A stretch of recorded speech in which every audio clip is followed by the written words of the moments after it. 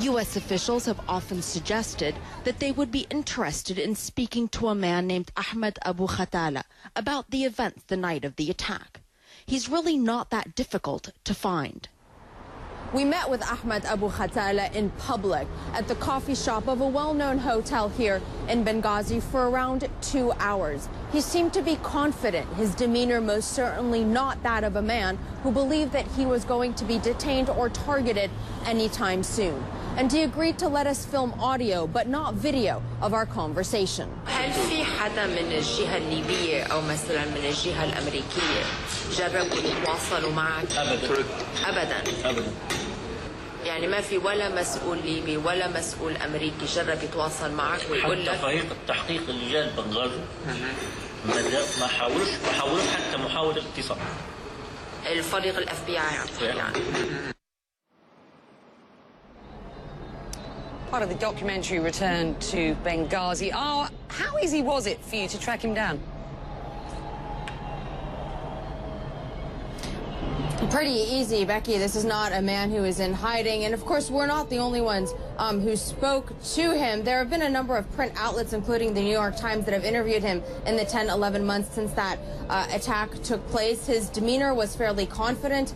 He arrived at that location with an entourage of around half a dozen members of one of the Islamist units that is in fact part of the Libyan security forces. So this is a man whose whereabouts most certainly are known, at the very least, to the Libyans. He himself said that he has a very close relationship with a number of Libyan commanders. So, of course, it begs the question that why has he not been spoken to just yet? If not being directly accused of being involved in the attack, at the very least, he doesn't deny being on the premises. He most certainly is a key witness to what took place that night, Becky.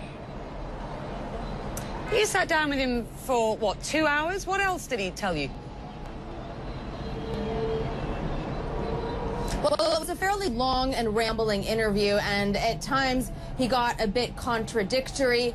At times he was friendly, at times he got irritated with the directions our line of questioning was taking, at one point accusing us of actually interrogating him. We were trying to nail down specific details. He says he's not entirely sure what time he arrived on scene, said that he went after a Libyan commander who was there, called him up asking him for help because some of this Libyan commander's men were trying to extract themselves from the situation itself. He says that when he first arrived, he saw men carrying rocket-propelled grenades, medium weapons, guns, but that he wasn't able to enter the premises. He had to stay on the perimeter because of the intensity of the gunfire. He says that when he finally managed to enter the compound, and this is where his narrative is a bit odd. Says everyone had already evacuated, but he saw no signs of any buildings being on fire. He also claimed that he believes that Ambassador Stevens suffocated because he himself was trying to burn sensitive documents. And he, of course, denied that he had any sort of direct involvement